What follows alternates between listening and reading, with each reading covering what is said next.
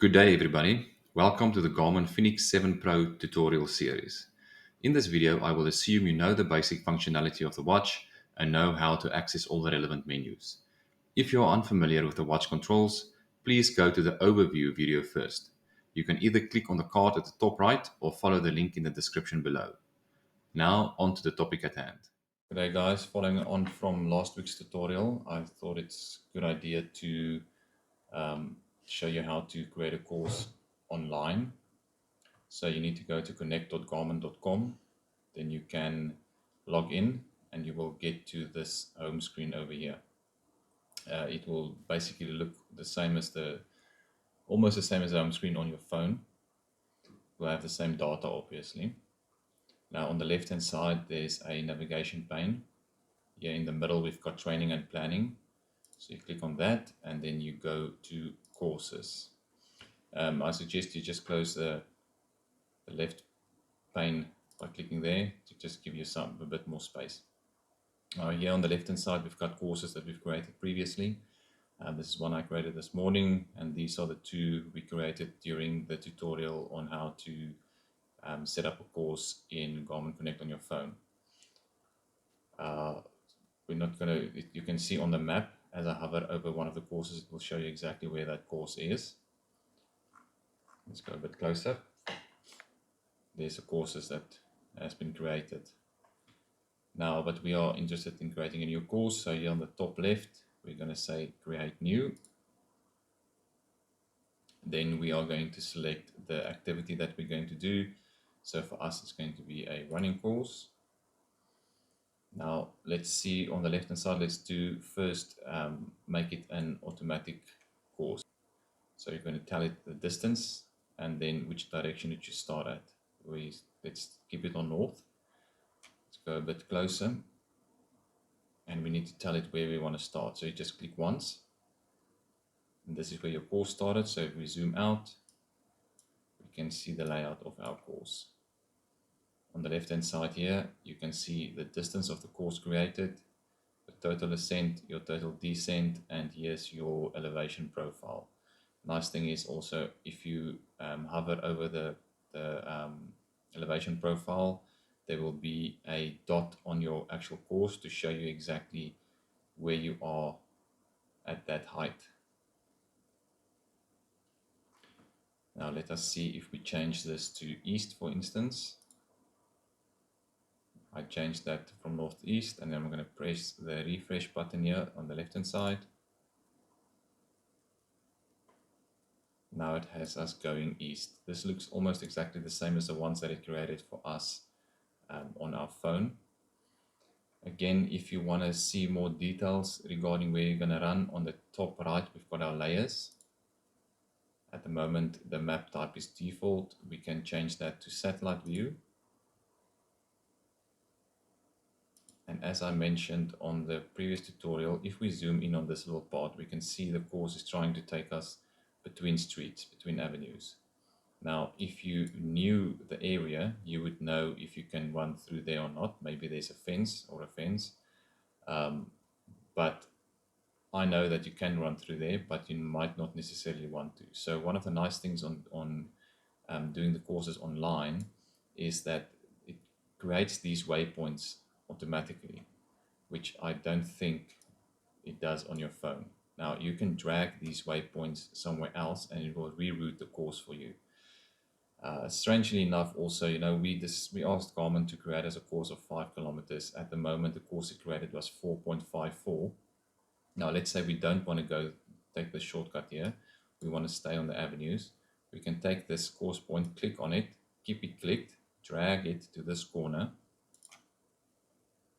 And now you will see we are going through here and not through there anymore. And our course distance also became a lot closer to 5 kilometers than it was just now. I don't know why Garmin wanted us to run through there and not take that corner, because it would take our distance closer to what we actually asked for. And you can do that with any of these points.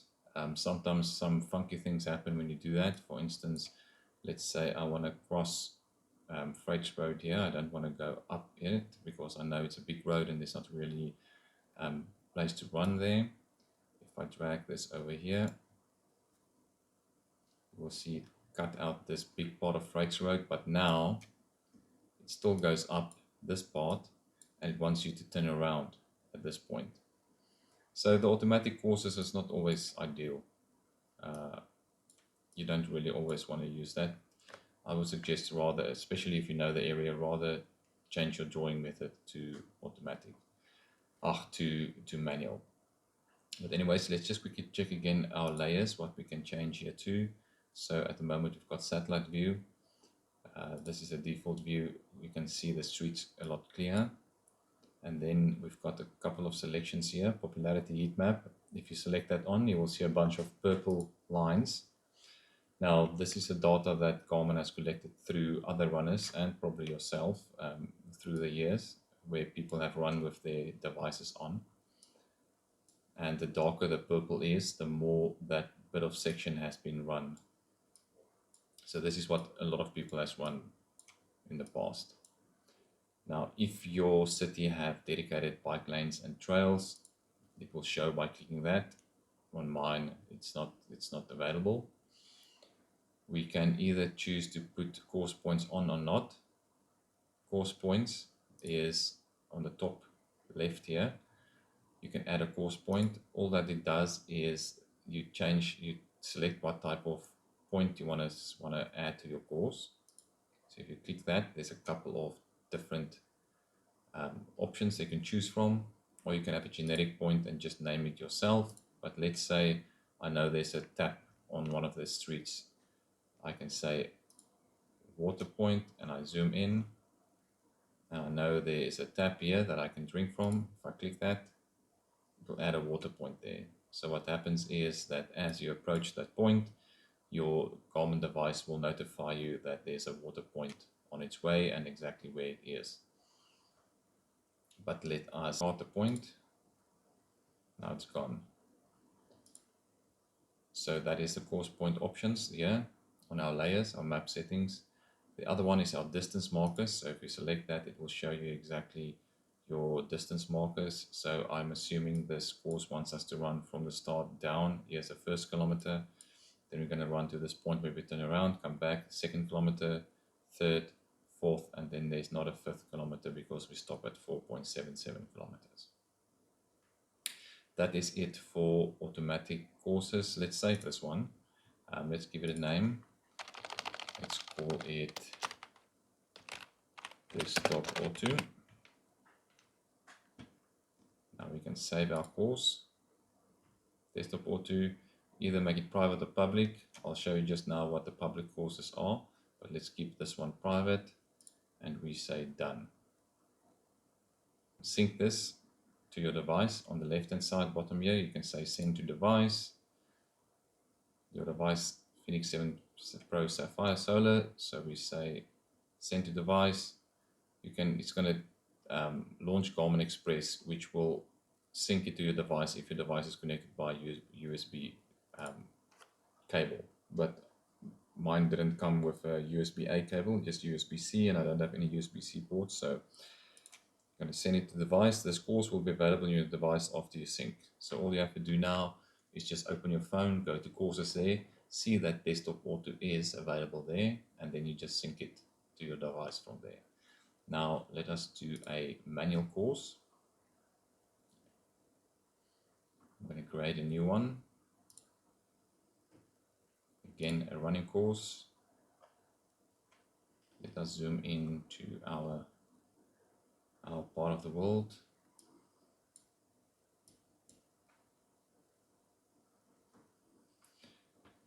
So you can see our drawing method is at the moment custom. There's automatic, we leave it on custom. So we're going to have a couple of other options here. Yes, just to change what type of course we're doing, which we already set and selected running, but you can change it here if you want. And then follow popular routes. Now, this is the routing options. There's three options if you click here. Either follow popular routes, follow roads, or freehand.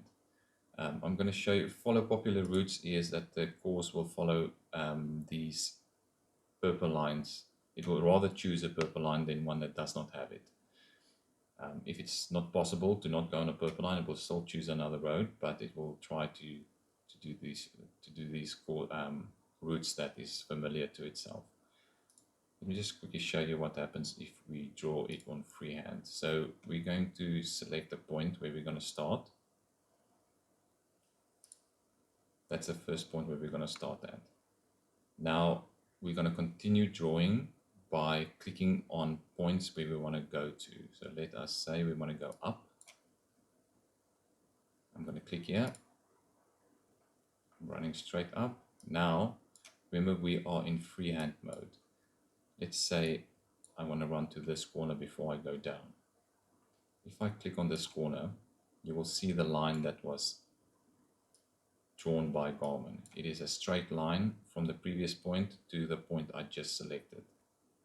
Now, your course is going to disregard this little bend here in the road, which will make your course a lot less accurate, and your distance is a lot less accurate. So at this moment, we can see on the left hand side our course is 1.11 kilometers long.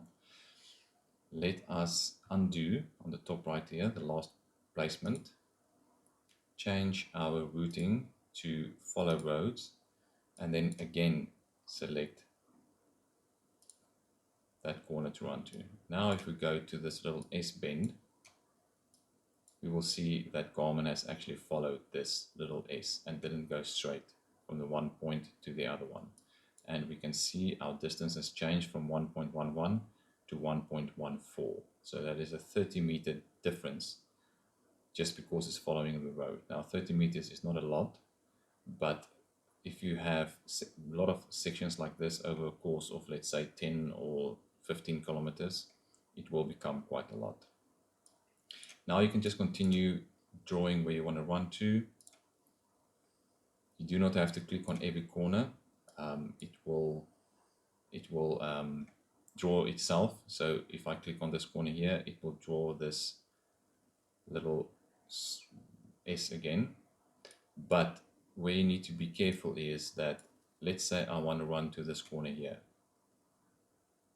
I do not know what Garmin is going to select. If it's going to make me go up and then turn right to this corner, or is it going to make me turn right and turn left up again to this corner. Now what it usually does is it chooses the shortest route to get to that corner, but that might not be necessarily the route that you want to take. So I'm thinking if I'm going to select this, it will take me left, right to get there. Let's see if that's the case. Yes, that is exactly what it did.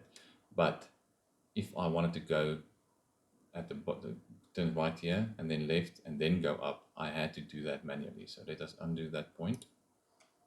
So then I will have to tell it, come to this corner, then come to this corner, then to this one, and then to this one. Now we've got the course as we actually wanted it. We are at the moment at 3.18 kilometers. If you feel that is far enough and you want to go back, you can choose a couple of options. Here at the top, you can see a couple of options that you can add to the course. If we choose out and back, all that will happen is that at that point where your last selection was made, it will have a turnaround point. So you will run to there and then you will turn around and go back exactly the same way as you did just now. Now, if we select that, you will first, before we select it, you see our distance is 3.18. So if we select out and back, you will see our distance has changed to 6.36. It's because this course is now done and you're running all the way here to that point, turn around and come back exactly the same way as you went there. Let's undo that and let's see how that changes if we say loop to start. If we select loop to start, it will take us back the shortest route it can from that point where we stopped, or the last point we selected, back to where we started. Now if you can remember, we took the road down here and then we ended up at this point. Now because we chose loop to start, we're going to go back the shortest route And here also it has us going straight on and up instead of taking the course that we selected. 5.99 kilometers is less than the out and back that we chose. So let's undo that. If you want to take a different course back home, you are going to have to manually put that in. I mean, that was the last one, so we can just select again a new point. Let's go up. Select a new point. Now, if you're going to do this manually, you just need to be careful that when instead of selecting a new point, you actually select one of the waypoints you've already created. So I would suggest zooming in close and then not selecting just next to it. And let's say we don't want to go up there. We want to come back to this corner here. I will see it is exactly on that one. But you can see there is two of them. And then from there, we just want to go. We can, from here, we can just select loop to start and we'll just add this little section in here. Okay. Now again, if there's an issue that you find with your map, you can select any of these points and drag them, and it will change your course accordingly. In this case, it just made us go back up and down. We can drag this one down as well. Now we're going at the street below this and not on Walter Avenue. You can also make new points. So for instance, if we select on our course, it will add a waypoint, and then you can edit that again. So then we can drag that to that point there. So we want to go one more block further, and it's added this little section in there. And that is basically making courses on Garmin Connect. Wow, we didn't clean this up now, so we just want to go back to where we started. So we say loop to start, so we can just fill in this little section, and so we can see the course is now 6.86 kilometers. There's our total ascent, total descent, and then again our elevation profile. And just with the, as with the automatic one, where if you drag it across, you don't have to select, you just hover over this little section and it will show you exactly where on the course these types of elevations are. It's also handy to know what direction your course is going in. There is a button here on the top to say reverse direction. So if you select that, your direction will just be reversed, and you will see we start now going down and then we come back on the top. Here on the left hand side, we've got turn notifications. If you've got this selected on, then while you are doing the course, your device will warn you when a turn comes up. So it will tell you, for instance, 40 meters ahead, you have to turn left. And then when you are at the turn again, it will tell you to turn left now. Let's call this course desktop custom. We save it. I'm going to save it private. And there it's saved. Now we can send it to our device, and we send it to our device.